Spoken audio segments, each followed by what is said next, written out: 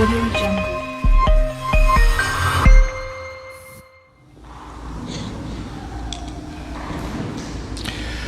Muy buenos días, amados hermanos y hermanas. Gracias por acompañarnos en una transmisión más desde acá, desde su iglesia, Casa de Dios en San Francisco de Coronado. Nos gozamos de poder saludarles desde acá y bendecirles en el nombre del Señor Jesús. Hoy quiero compartir con ustedes un tema que he titulado Por una sola comida. Y quiero que me acompañe por favor a leer en el Evangelio de San Mateo, en el Evangelio de Mateo, en el capítulo, vamos a ver, en el capítulo número 4 de Mateo. Leo para ustedes la palabra del Señor, dice así: Luego el Espíritu llevó a Jesús al desierto para que el diablo lo tentara.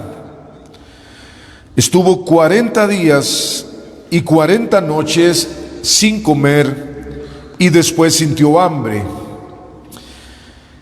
El diablo se acercó entonces a Jesús para tentarlo y le dijo: Si de veras eres el Hijo de Dios, ordena que estas piedras se conviertan en panes.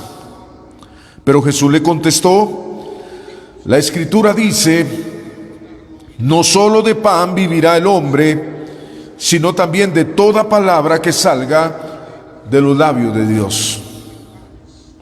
Luego el diablo lo llevó a la santa ciudad de Jerusalén, lo subió a la parte más alta del templo y le dijo: Si de veras eres el Hijo de Dios, tírate abajo, porque la Escritura dice, Dios mandará que sus ángeles te cuiden, te levantarán con sus manos para que no tropieces con piedra alguna. Jesús le contestó: También la Escritura dice, no pongas a prueba al Señor tu Dios. Finalmente el diablo lo llevó a un monte muy alto y mostrándole todos los reinos del mundo y la grandeza de ellos, le dijo: Yo te daré todo esto si te arrodillas y me adoras. Jesús le contestó: Vete, Satanás, porque la Escritura dice, adora al Señor tu Dios y sírvele solo a Él. Entonces el diablo se apartó de Jesús por un poco de tiempo y unos ángeles acudieron a servirle. Bendito sea el nombre del Señor. El libro de Génesis, allá en el capítulo 25, nos presenta una historia muy peculiar, una historia que la mayoría de nosotros conoce bien. Y nos la han presentado, la conocemos pues como el relato cuando Esaú, el hijo mayor de Isaac, vendió su derecho de primogenitura a su hermano menor Jacob. Tradicionalmente es lo que se nos ha enseñado, que Esaú vendió su primogenitura, pero eso no es cierto. La primogenitura no se puede vender, no se puede alterar. Si usted es el primer hijo de una familia, si usted es el hijo mayor, siempre lo será, eso usted no lo puede cambiar. No hay forma de que usted deje de ser el primogénito de sus padres. Lo que Esaú negoció y vendió fue sus derechos como primogénito, que ya eso es otra historia. Él no vendió su primogenitura. Él no podía decir, ya no quiero ser el hijo mayor. Él lo que vendió fueron los derechos que tenía como hijo mayor. Esta era una práctica total y absolutamente legal y permitida en los tiempos bíblicos dentro del pueblo hebreo y de hecho en otras culturas. Los derechos que se le otorgaban a una persona por ser el primogénito varón incluían básicamente dos grandes beneficios. al morir el padre, el hijo primogénito heredaba la supremacía de la tribu, de la familia, del clan, de lo que fuera. Pasaba inmediatamente a ser el líder, el patriarca del grupo, y así era estimado y respetado por todos. En segundo lugar, el hijo primogénito, cuando el padre moría, heredaba una doble porción de lo que su padre hubiera dejado como herencia. Al que tenía el derecho de primogenitura le tocaba entonces el doble de la herencia que sus hermanos. O sea que si eran 6 hermanos, había que dividir la herencia en 7 partes para darle doble al hijo mayor, al primogénito. Esos eran básicamente los 2 grandes beneficios. Pero también esos privilegios se podían perder. Y también había 2 razones por las cuales se podían perder el derecho a la primogenitura. La primera era por mala conducta, y eso le pasó justamente a Rubén, el hijo primogénito de Jacob, de los 12 patriarcas de Israel. Él perdió su derecho de primogenitura por esa causa. En el primer libro de Crónicas, capítulo 5, verso 1, se dice así claramente. Se mencionan los hijos de Rubén: Anoc, Falú, Esrón y Carmí. Y luego dice: Rubén era realmente el hijo mayor de Jacob, pero perdió su derecho de hijo mayor, o su derecho de primogenitura, por haber abusado, es como dice la versión Dios habla hoy, de la mujer de su padre, de Bila, la concubina de Jacob. Y entonces esos derechos que le pertenecían a Rubén por haber hecho esta cosa tan vil de haber dormido con la mujer de su padre, sus derechos de primogénito se los pasaron a José, y este a su vez a sus hijos Manasés y Efraín. El relato está en el capítulo 35 del libro de Génesis, donde dice que estando ya establecido Israel en ese lugar, Rubén fue y se acostó con Bila, que era concubina de su padre, y cuando Jacob lo supo, se enojó muchísimo. Y cuando Jacob estaba muriendo, ya en el lecho de la muerte, cuando estaba por bendecir a sus hijos, eso no se le había olvidado, obviamente. Y entonces llamó a Rubén, el primogénito. Yo no sé si él venía dispuesto a recibir la doble porción de la herencia, sus derechos como primogénito. Pero Jacob lo miró, su padre lo miró y le dijo: Rubén, tú eres mi hijo mayor, mi fuerza, el fruto, el primer fruto de mi vigor, el primero en honor y en poder. Pero ya no serás más el primero, porque eres como torrente incontenible, pues deshonraste mi cama, dijo Jacob, al acostarte con mi concubina. Entonces, por una mala conducta del hijo, el padre podía tomar la decisión de quitarle sus derechos como hijo primogénito. Y la segunda razón por la cual se podía perder los derechos de primogenitura era que esto se podía negociar. Las leyes de entonces lo permitían, y se negociaba en aras de tener un beneficio económico más inmediato, no tener que esperar hasta la muerte de papá para yo heredar. Y yo podía negociarlo con alguno de mis hermanos y decirle: deme tanto, y yo le cedo los derechos de primogénito. De por sí mi papá quién sabe cuándo se va a morir, y de aquí a eso, y lo cambiaban por tierra, lo cambiaban por, no sé, hacían cualquier tipo de trueque. Eso era legal, eso era permitido, ahí no había ningún problema. Sin embargo, en el caso de Esaú, es duramente condenado por haberlo hecho. A pesar, como le repito, de que era perfectamente legal y aceptado hacer ese tipo de tratos. Es considerado, según el Nuevo Testamento, con 2 palabras muy duras, muy duras, principalmente si se aplican a un creyente. A Esaú se le retrata como un profano y como un fornicario. Un profano es una persona que no tiene ningún respeto por las cosas santas, por las cosas sagradas, que no tiene ningún respeto por lo divino. Y también se le considera fornicario por haber sido una persona infiel al Señor. Y es que, mis amados hermanos, la primogenitura que Esaú despreció no era cualquier otra primogenitura. Él está despreciando ser nada más y nada menos que el caudillo del pueblo elegido por Dios.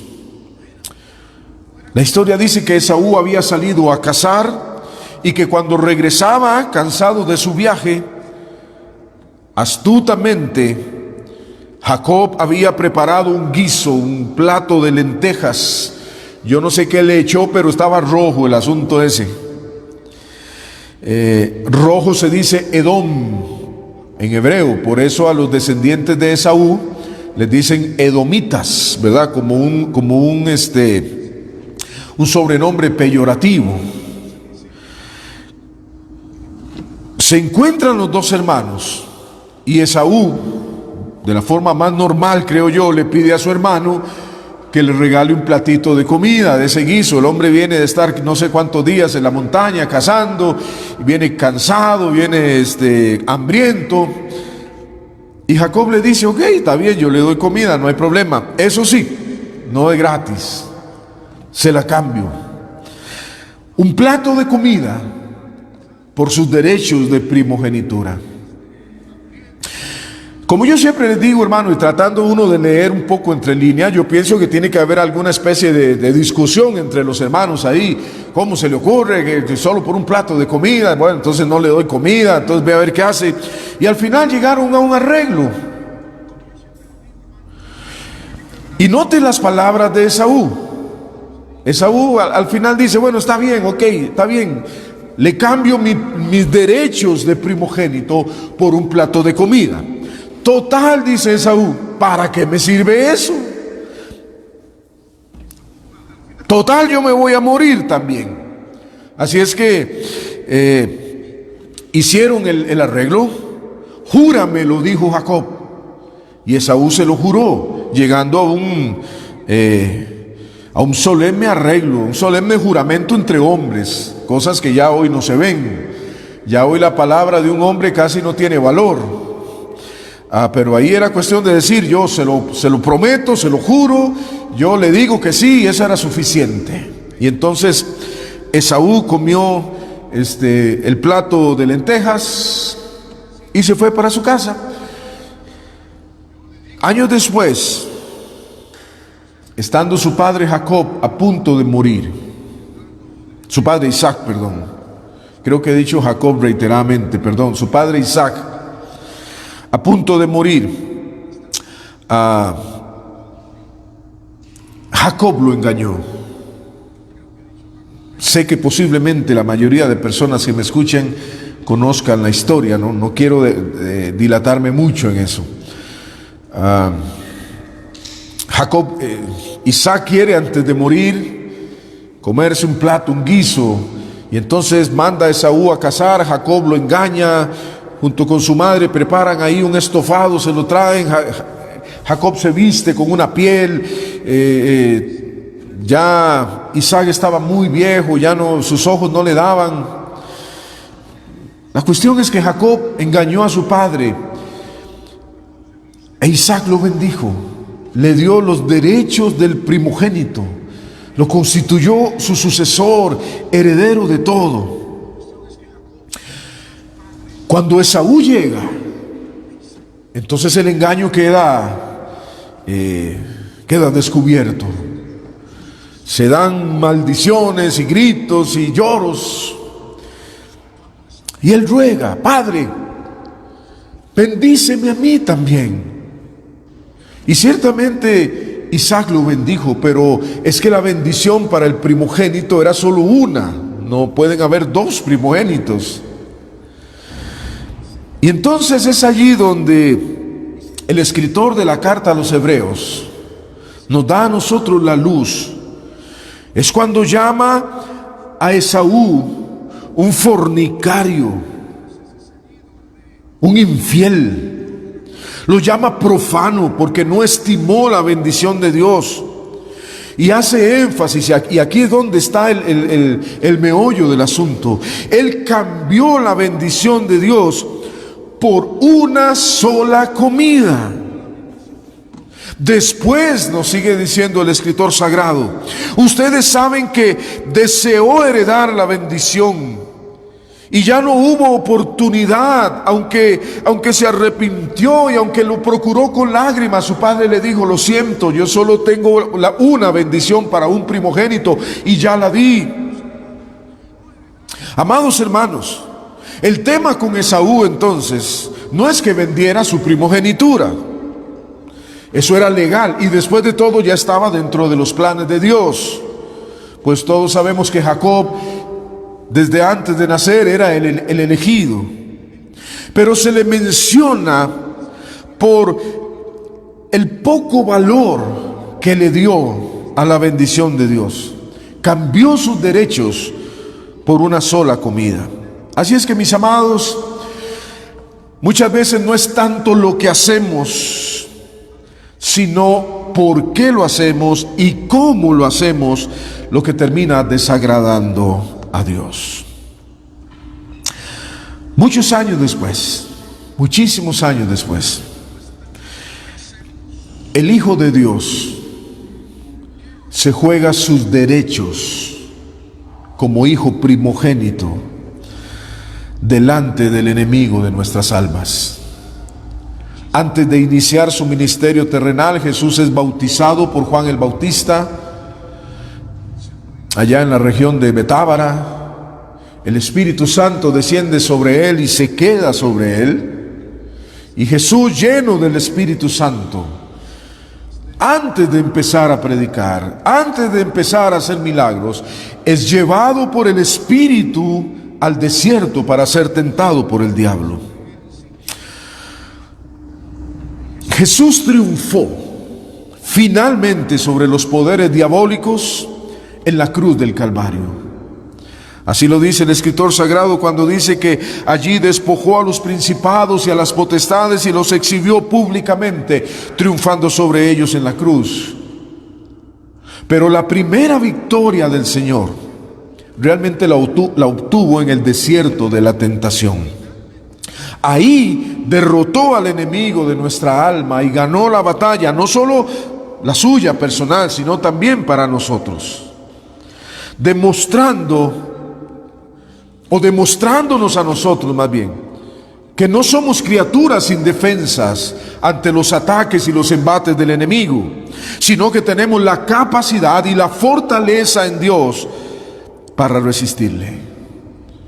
El evangelista Lucas es el que parece ser más acertado en la descripción de las tentaciones de Jesús, cuando nos dice que Jesús, lleno del Espíritu Santo, volvió del Jordán y fue llevado por el Espíritu al desierto. Por 40 días era tentado por el diablo y no comió nada en aquellos días, pasados los cuales tuvo hambre. Pero desde que Jesús ingresó al desierto, comenzaron todo tipo de tentaciones, porque así nos lo dice la palabra, que Él fue tentado en todo según nuestra semejanza, pero sin pecado. Pero a los 40 días, cuando el hambre y la debilidad de Jesús estaba en su mayor grado, entonces se apareció el enemigo.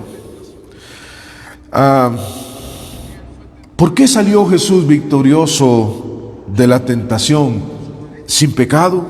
Bueno, seguramente porque, a diferencia de lo que suele pasar con los que caen en batalla, el Señor, y en general todos los que salimos adelante, tenía puesta su mirada en el galardón eterno. Hebreos 12:2 dice: por el gozo puesto delante de él, sufrió la cruz, menospreciando el oprobio, y se sentó a la diestra de Dios. Ok, seguramente, hermano, existen, y usted ha escuchado, miles de explicaciones y de aplicaciones de los acontecimientos de la tentación del Señor en el desierto.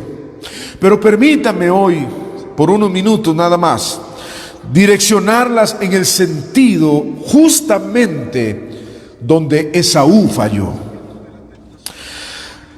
Aquella lucha titánica entre el Señor y nuestro adversario, el diablo, quedó resumida al final de cuentas para nosotros en 3 tentaciones. La primera, convertir piedras en pan para saciar su hambre momentánea. La segunda, lanzarse desde el templo para ser recibido por ángeles y gozar seguramente de alguna popularidad pasajera. Y en tercer lugar, y ya como en un ataque desesperado del enemigo, era postrarse ante él para obtener los efímeros reinos de este mundo. El asunto aquí, mis amados hermanos, es que el Señor sí tuvo en alta estima lo que Dios le estaba ofreciendo. Ese fue el secreto de su victoria, y es precisamente el secreto de nuestras victorias o de nuestras derrotas. Uno cede ante el pecado o resiste al pecado dependiendo de cuánto estime usted lo que Dios ha hecho por usted, lo que Dios le ha dado a usted y lo que Dios le ofrece. Bendito sea el nombre del Señor. Cada vez que nos dejamos seducir por el pecado, estamos ni más ni menos que en el mismo terreno de Esaú, teniendo en poco la bendición de Dios, teniendo en poco lo que el Señor ha hecho por nosotros, teniendo en poco lo que el Señor nos ha dado y teniendo en poco lo que el Señor nos ofrece. Ahora vea este pequeño detalle.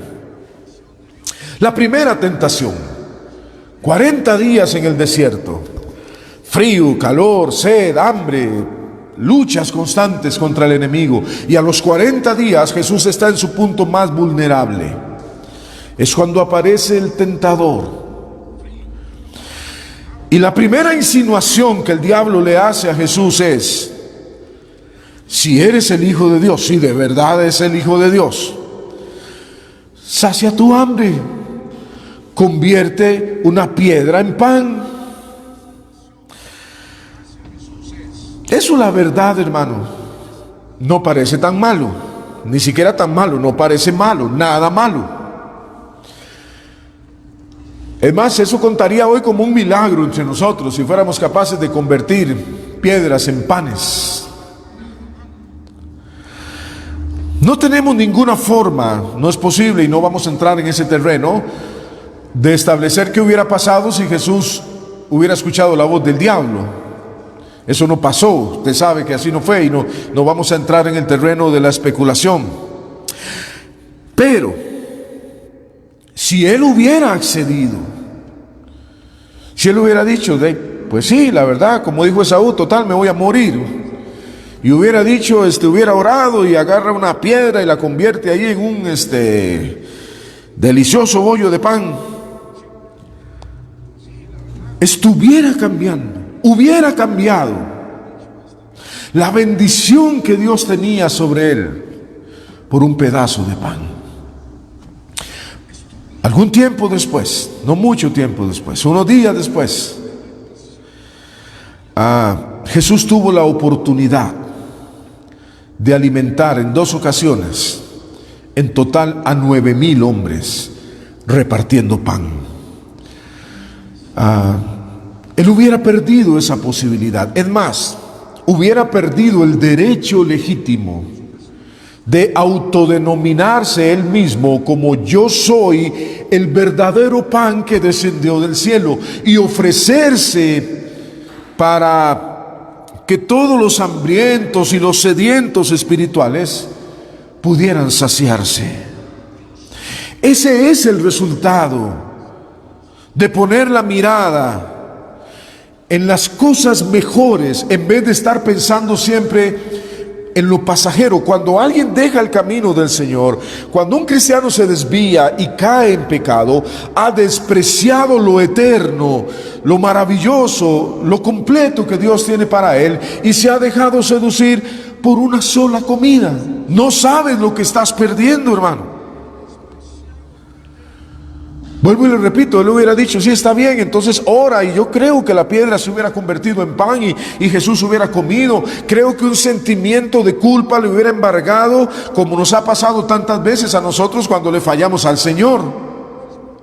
Pero hubiera salido derrotado del desierto, ya no sería el pan de vida, ya no hubiera podido alimentar a tantos miles que hizo, solo por haber cedido a una tentación y cambiar lo que Dios tenía para él por solo un plato de comida.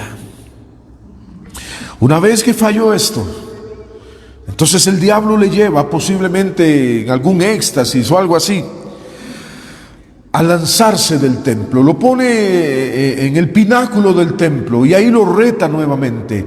Si eres el Hijo de Dios, y como ustedes saben, ahora le cita las Escrituras, si eres el Hijo de Dios, lánzate abajo.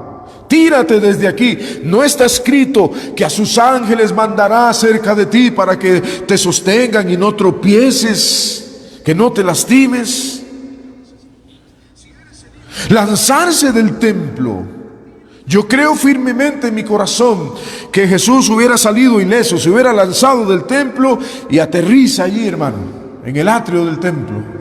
Eso le hubiera generado los aplausos de algunos pocos entusiastas que hay por ahí, la admiración de algunos.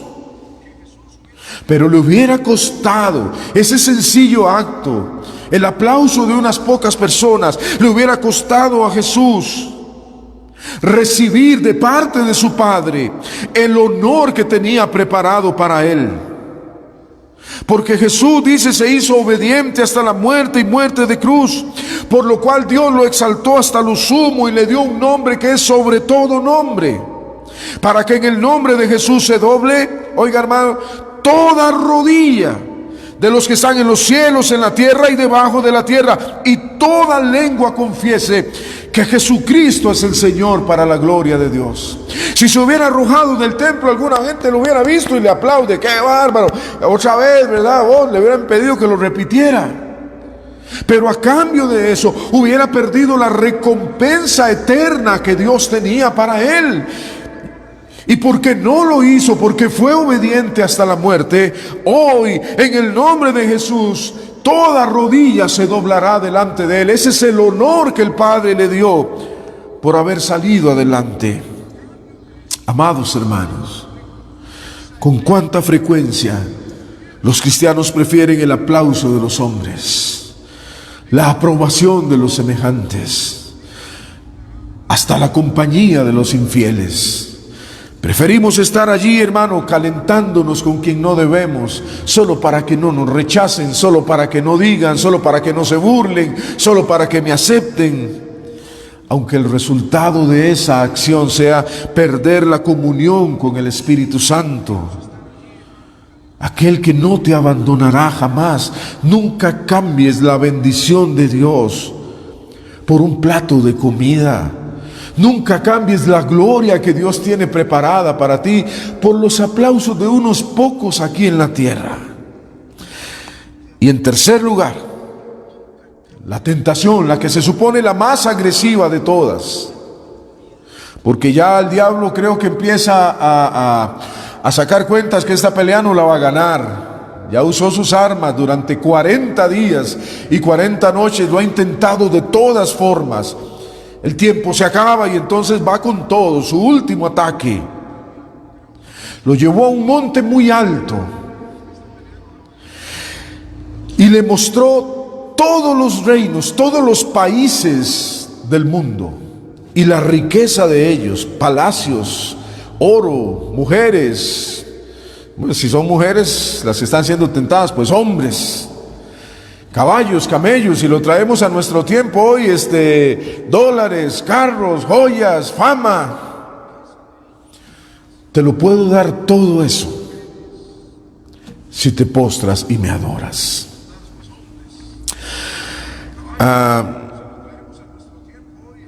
Si Jesús lo hubiera hecho, si Jesús hubiera cedido a eso, hubiera aceptado, hubiera recibido, pensemos que los hubiera recibido, los reinos temporales de esta tierra, pero habría perdido la recompensa eterna, el trono eterno que Dios tenía preparado para él como hijo obediente. En el libro de Apocalipsis dice: los reinos del mundo han venido a ser de nuestro Señor, y se los ganó por estimar a Dios, no por postrarse ante el diablo. Y esta es la tentación donde más y más cristianos caen.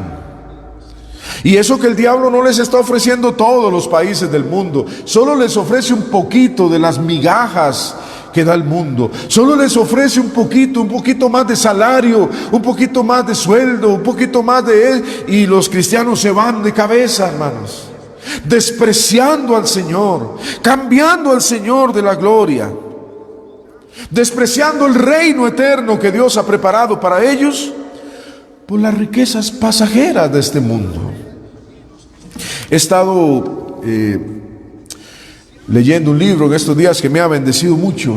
El autor es un famoso periodista norteamericano, y entonces él cuenta su testimonio de vida, cómo en su trabajo le tocó entrevistar a las mayores estrellas del cine, del deporte, de la política, todos los famosos, hermanos, que nosotros ingenuamente vemos por la televisión y envidiamos.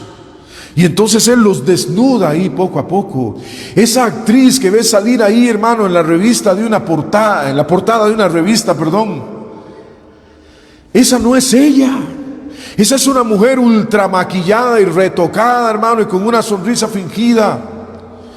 Pero detrás de eso hay una mujer que sufre, hay una mujer que llora. La mayoría de las estrellas del cine, de la música, los deportistas, terminan sus vidas recluidos en clínicas de restauración de drogas, de alcohol, para la depresión. Terminan tristes, no son capaces de tener una familia, de sostener un matrimonio.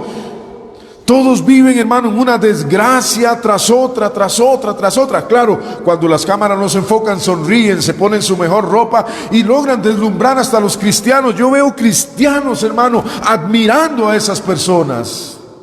Veo cristianos, nuestros jóvenes, siguiendo el estilo de vida de esas personas, deseando ser como ellos, sin darse cuenta que esos son los reinos del mundo. Eso es lo que el diablo ofrece, y todo eso es pasajero, es un espejismo. Corres tras eso y luego no está. Como el hombre que cree que dejando su hogar y su familia va a ser feliz. No lo va a hacer, hermano. Como el hombre que cree que drogándose, que alcoholizándose, no lo vas a hacer. Te va a producir un placer ciertamente pasajero, pero al final vendrá el dolor, la vergüenza.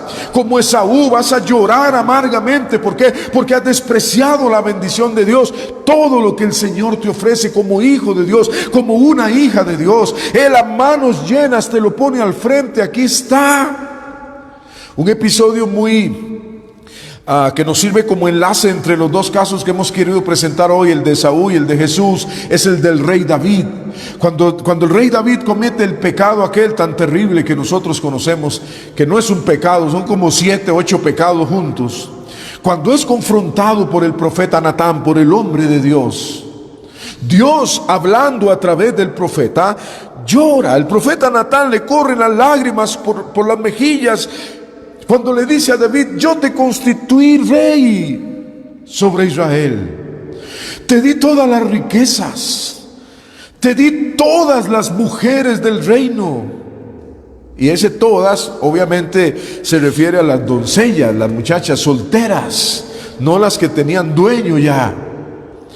¿Por qué hiciste eso? ¿Por qué te fuiste tras la única mujer que no podías tocarla, que ya tenía esposo, y dormiste con ella y mataste a su esposo y lo traicionaste y engañaste, y un montón de pecados? Así es como llora el Señor cuando nosotros cambiamos la mesa que Él ha puesto delante de nosotros. Ven y come. Y le damos la espalda, hermano, y nos postramos delante del diablo y cambiamos el reino eterno del Señor por los reinos de este mundo. Todo eso que ves, que crees que has agarrado el mundo con tus manos, eso va a desaparecer un día. Como un espejismo se va a ir, y entonces vas a estar como Esaú, procurando con lágrimas: Señor, bendíceme, Señor, bendíceme. Padre, ¿tienes otra bendición para mí? Isaac le decía: ya no tengo. Lo único que te puedo hacer, puedo bendecirte, que te vaya bien, pero vas a tener que luchar. Vas a ser un hombre que vivirá por la espada toda la vida, y siempre vivirás sirviendo a tu hermano. Y la Biblia dice: ¿por qué tan duro con Esaú? Porque fue un profano, porque no estimó las cosas santas, porque fue un fornicario, fue un infiel. No supo estimar lo que Dios le había dado. En cambio, Jesús, Él fue al desierto, se enfrentó con el diablo, con todas tentaciones, y salió de ahí victorioso. ¿Por qué? Porque Él tenía su mirada puesta en el galardón. Jesús no quería los reinos de este mundo, Él no quería el aplauso, Él no quería satisfacer sus instintos, sus deseos hoy, aquí, ya, ahora. Él tenía una meta diferente. Por eso el escritor bíblico nos dice: si nosotros hemos resucitado con Cristo, pongamos la mirada en las cosas de arriba, donde está Cristo sentado a la diestra de Dios. Ese es nuestro destino, esa es nuestra meta. Cuando el tentador venga sobre tu vida, recuerda siempre lo que Dios te ofrece. Recuerda lo que estás cambiando. Yo creo firmemente que hubo una discusión entre Jacob y Esaú. ¿Cómo te voy a dar mi primogenitura o mi derecho de primogénito por un plato de comida? Bueno, si lo que entonces al final negociaron, dijo: está bien. Y terminó cambiando la bendición de Dios por un plato de comida. El diablo intentó que Jesús cambiara la bendición de Dios por un pedazo de pan. El diablo intentó que Jesús cambiara la bendición de Dios por el reconocimiento público de lanzarse del templo y caer ileso en el suelo. El diablo intentó que Jesús confundirlo y que aceptara renunciar al reino eterno por aceptar las riquezas de este mundo. Pero el Señor y todos aquellos que salen adelante victoriosos, triunfantes en su camino de fe, es porque estiman grandemente lo que Dios ha hecho por ellos, la forma en que Dios los ha bendecido, todo lo que Dios les ha dado, y sobre todo la recompensa eterna que nos está esperando. Bendito sea el nombre del Señor. Quiero terminarles, hermanos. Para Esaú, la bendición de Dios no fue importante. La tuvo en poco y la despreció. Por eso, él mismo fue tenido en poco también y fue desechado. Y su historia está ahí, no solo para que la aprendamos y la recitemos, está ahí para servir como ejemplo a los que hemos alcanzado el fin de los siglos. Para Jesús, la obediencia y la aprobación de su Padre eran primordiales. Por eso Dios lo exaltó hasta lo sumo y le entregó todo en sus manos. Jesús venció exactamente en el mismo terreno donde Esaú fracasó, y nos ha dejado ejemplo para que sigamos sus pisadas. Bueno, ahora nos toca a nosotros entrar en la contienda. El diablo va a venir, hermano, no podemos evitarlo. Ni Jesús le dijo a Simón: Simón, Satanás te ha pedido para zarandearte, yo no puedo hacer nada, solo voy a orar por ti para que tu fe no falte. Todos tenemos que ser probados, todos tenemos que ser tentados, pero la decisión es suya.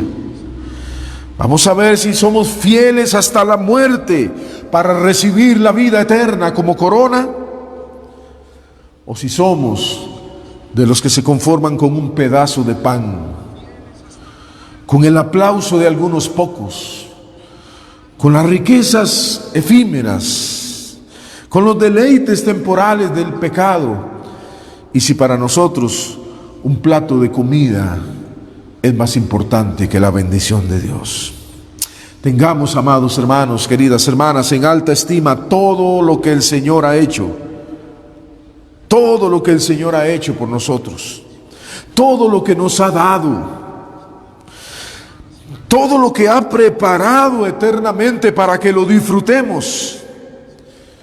Y cuando el diablo, a través de alguien, nos lo quiera cambiar por un plato de comida, por un pedazo de pan, por la fama pasajera o por las riquezas de este mundo, nosotros recordemos y entendamos siempre que a nosotros nos está esperando una recompensa eterna a su lado. Un día, si te mantienes fiel al Señor, un día escucharás de sus labios decir: bien, buen siervo y fiel. En lo poco fuiste fiel, sobre mucho te pondré. Entra al reino eterno, preparado desde antes de la fundación del mundo. Sé fiel hasta la muerte, hermano, y el Señor te dará la corona de la vida. Déjenme orar, por favor. Amado Dios, gracias en el nombre de Jesús por esta mañana, Señor, que nos has permitido adorarte, que nos has permitido cantarte, Señor, separados ciertamente por la distancia, pero unidos en el Espíritu. Hoy te pido, Señor, que esta palabra pueda quedar como una semilla sembrada en el corazón de mis hermanos y de todas las personas que puedan ver este mensaje, Señor. Bendícenos, enséñanos a valorar lo eterno, a tener en gran estima lo que has hecho por nosotros y lo que nos has dado. Yo no quiero ser como Esaú, un profano, alguien que no tiene estima por lo que has hecho. No quiero ser un fornicario espiritual, no quiero ser una persona infiel a Dios.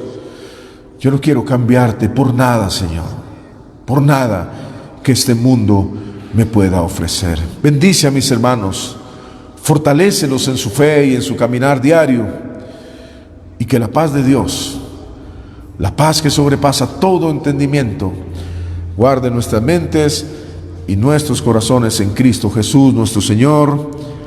Amén y amén. Amados hermanos, bendiciones, sigan firmes, por favor, hasta la venida de nuestro Señor Jesucristo.